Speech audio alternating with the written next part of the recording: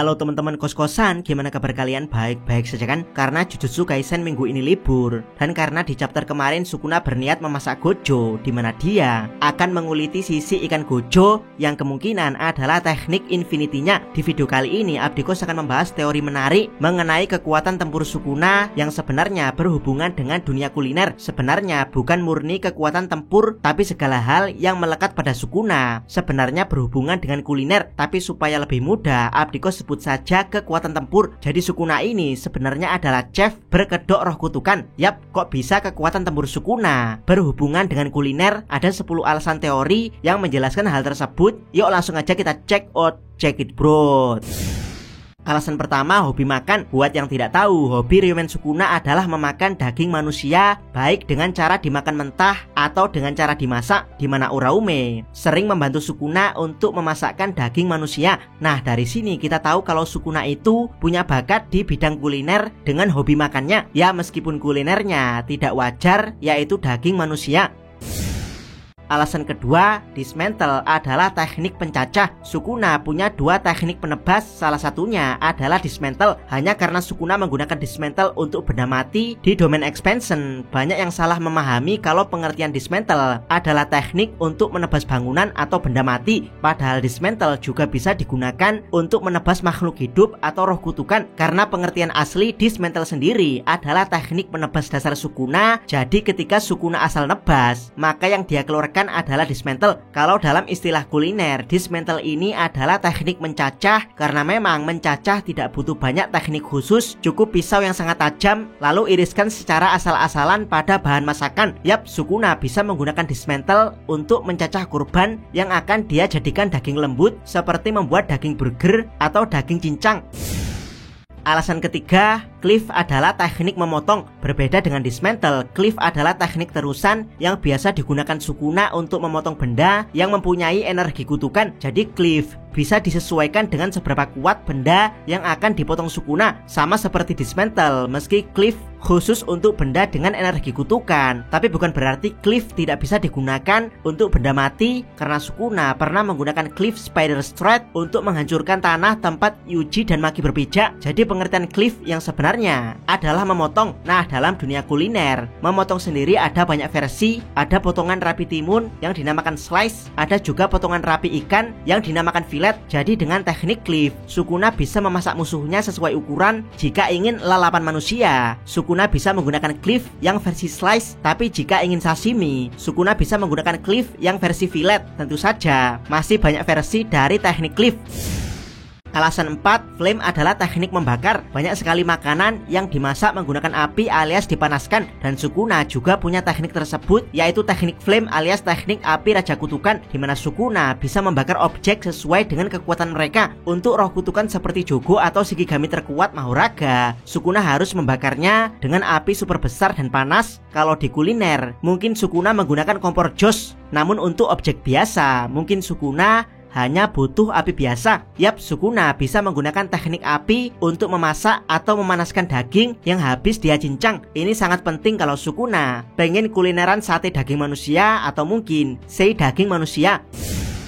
Alasan 5, teknik racun adalah bumbu masakan. Sukuna sendiri mendapat julukan raja dari racun mematikan. Alasan pastinya belum tahu, tapi mungkin ada 2, yaitu karena Sukuna ahli membuat racun atau karena Sukuna kebal terhadap semua jenis racun. Yap, mungkin racun ibarat bumbu masakan bagi Sukuna. Semakin banyak Sukuna memakan bahan masakan yang dibumbui racun, maka semakin kebal dia terhadap segala jenis racun.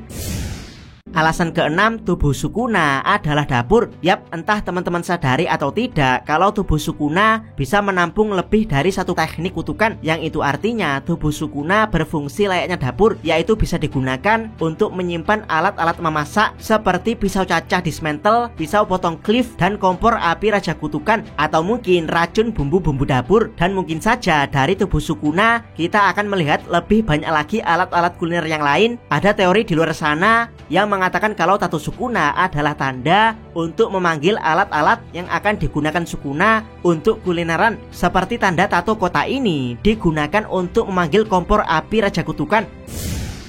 Alasan ke-7, tombak lensi dan pisau dagger adalah garbu dan pisau makanan. Yap, di gambar cover pernah ditunjukkan kalau Sukuna memegang tombak lensi dan juga pisau dagger. Kalau diibaratkan, tombak lensi ini seperti garpu yang digunakan Sukuna untuk menusuk makanan, sementara pisau dagger digunakan untuk memotongnya. Dari sini mungkin ada pertanyaan dari teman-teman, kenapa tidak memakai dismantle atau cleave saja untuk memotongnya? Kenapa harus pakai pisau dagger? Tentu saja fungsinya beda. Dismantle dan cleave adalah pisau untuk memasak, sementara pisau dagger adalah pisau untuk makan. Hal ini mungkin asing bagi orang Indonesia, yaitu makan menggunakan pisau. Tapi di luar negeri atau di restoran mewah, hal ini sangat-sangat lumrah. Memakan makanan khususnya yang berhubungan dengan daging seperti steak menggunakan garpu dan pisau. Dan ya, karena Sukuna pecinta daging, maka senjatanya adalah garpu tombak lensi dan juga pisau dagger.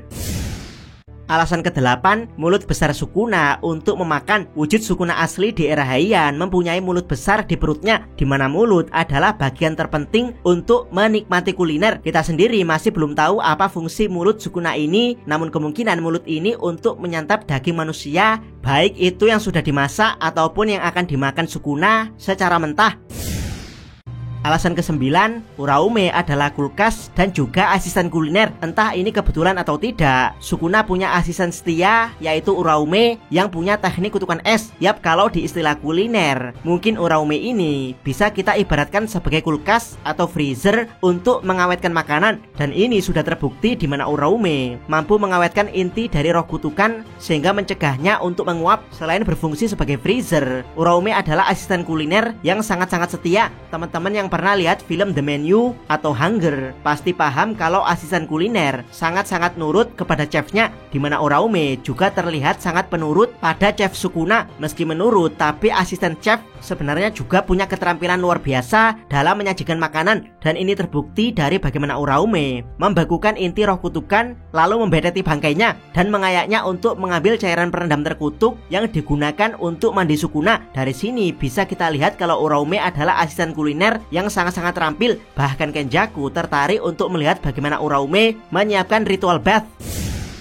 Alasan ke-10, sikap sombong Sukuna. Layaknya juri makanan, Sukuna punya sikap yang luar biasa sombong. Bahkan saking sombongnya, Sukuna sering menganggap orang lain lebih rendah darinya. Meski tidak semuanya, tapi ini sebenarnya menggambarkan sifat dari para juri makanan, di mana kita sering melihat juri makanan seperti Chef Juna atau Chef Gordon Ramsay yang benar-benar arogan dalam menilai masakan orang lain. Ya, meskipun itu terkadang hanya gimmick, tapi yang jelas para chef yang sudah di level judge akan memiliki pride besar dalam dirinya. Kalau teori ini benar, kita punya julukan baru untuk Sukuna selain Mbah, yaitu Chef Ramsay Sukuna. Oke teman-teman, demikian semua teori mengenai kekuatan tempur Sukuna yang berhubungan dengan kuliner. Apakah ada teori lain yang teman-teman temukan? Silahkan tuliskan komentar kalian di bawah. Jangan lupa subscribe channel Takos dan jangan lupa share video ini sampai ke salam. Mi.